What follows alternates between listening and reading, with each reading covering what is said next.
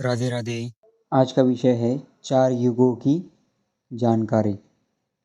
सनातन धर्म के अनुसार समय एक सीधी रेखा में नहीं है, बल्कि चक्र सर्कल में चलता है, गोलाकार में चलता है।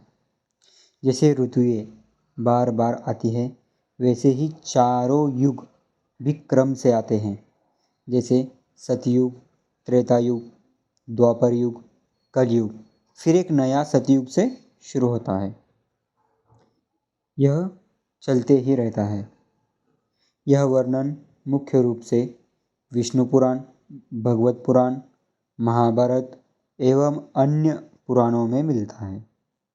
तो सबसे पहले हम बात करेंगे सतयुग की।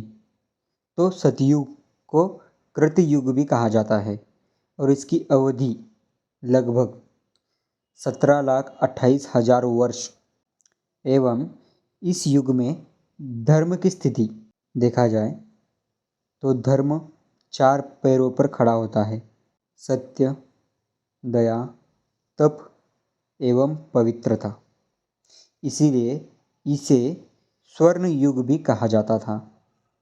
ठीक है, तो अब हम लोगों का जीवन देखते हैं। इस युग में लोग सत्यवादी होते थे, किसी से छल कपट नहीं करते थे, लालची, ईर्ष्या, चोरी, हिंसा लगभग नहीं होती थी। लोग प्रकृति के साथ संतुलन में रहते थे। आयु हजारों वर्ष तक बताई गई है। एवं भगवान के कुछ अवतार भी हुए, जैसे मत्स्य अवतार, कूर्म अवतार, वराह अवतार एवं नरसिम्हा अवतार, जो कि भगवान विष्णु श्री हरि नारायण के ही अवतार है। उसके पश्चात आता है त्रेता युग। त्रेता युग की अवधि लगभग 12,96,000 वर्ष बताई गई है। ठीक है, तो धर्म की स्थिति जानते हैं। धर्म का एक चरण कम हो जाता है। अब धर्म लगभग 75% ही रह जाता है। समाज का देखा जाए तो राजा और राज्य व्यवस्था विकसित हो जाती है। यज्ञों का महत्व बढ़ता है। अच्छे एवं बुरे लोगों के बीच संघर्ष शुरू हो जाता है। ठीक है, अभी इस युग की जो सबसे प्रसिद्ध घटनाएं हैं उसके बारे में बात करते हैं। इस युग में श्री राम का जन्म हुआ था एवं माता सीता का वनवास, श्री हनुमान जी की भक्ति एवं रावण जी का वध। ठीक है, इन घटनाओं का वर्णन रामायण में मिलता है। इस युग की शिक्षा, अगर हम शिक्षा की बात करें कि हमें इससे क्या लेना चाहिए, तो सर्वप्रथम है सत्य, मर्यादा, माता एवं पिता की सेवा, वचन निभाना, धर्म की रक्षा करना। इसी कारण भगवान राम को मर्यादा पुरुषोत्तम कहा जाता है। उसके पश्चात बात करते हैं द्वापर युग की, जिसकी अवधि लगभग 8,64,000 वर्ष की बताई है। ठीक है, अब धर्म आधा रह जाता है। ठीक है, इसीलिए इस युग में श्री कृष्ण का अवतार बताया गया है धर्म की स्थापना करने हेतु। ठीक है, तो सामाजिक दृष्टि से देखते हैं कि समाज कैसा था। युद्ध बढ़ जाते हैं, राजनीति जटिल हो जाती है, लोग शक्तिशाली बनते हैं, लेकिन उसी के साथ अहंकार भी बढ़ जाता है। तो इस युग में जो मुख्य घटनाएं हुई हैं वो देखते हैं कि इस युग में श्री कृष्ण का जी का जन्म हुआ था, महाभारत का युद्ध हुआ था एवं इस संसार का सर्वश्रेष्ठ ज्ञान भगवत गीता का उपदेश भगवान श्री कृष्ण ने दिया था। एवं भगवान श्री कृष्ण ने अर्जुन को कर्म योग, ज्ञान योग और भक्ति योग का उपदेश दिया था। हालांकि वो सिर्फ अर्जुन के लिए नहीं, ये समस्त सृष्टि के लिए ज्ञान दिया था। ठीक है, तो इस युग से हमें क्या शिक्षा प्राप्त करनी चाहिए?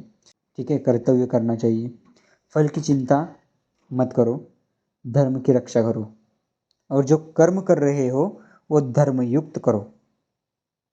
अधर्म कर्म करोगे तो उसका फल भी वैसा ही मिलेगा।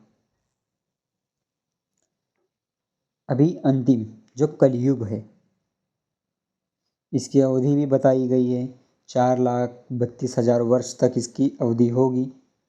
वर्तमान में देखा जाए, कलयुग की शुरुआत लगभग 3102 ईस्वी पूर्व में हुई और हम अभी इसी युग में हैं।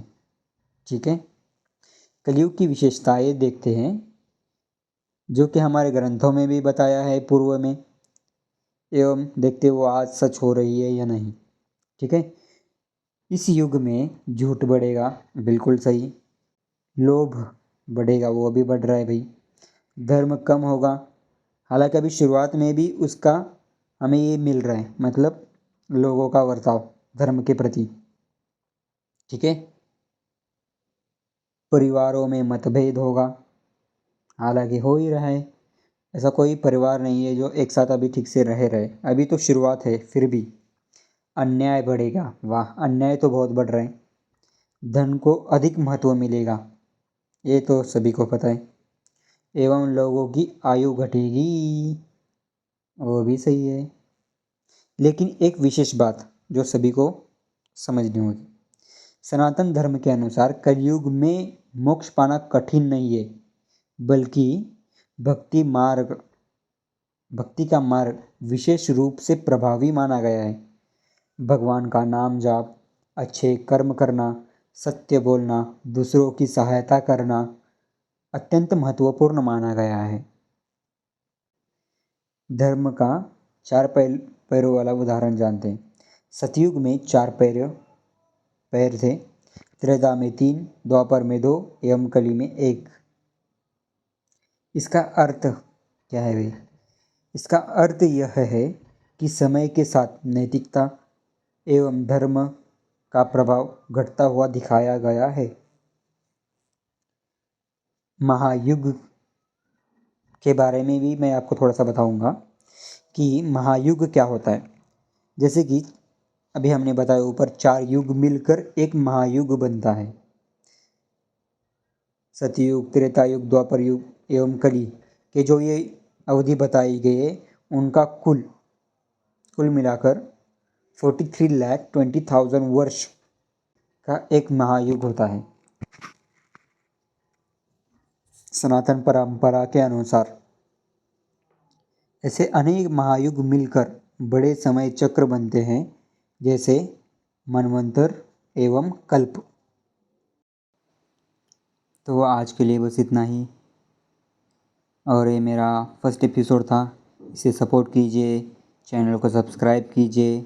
यदि कोई भूल चूक हो गई तो क्षमा कीजिए, एवं इसी तरह के एपिसोड के लिए मुझे फॉलो कीजिए। एवं तब तक के लिए मेरे साथ प्रेम से बोलिए राधे राधे।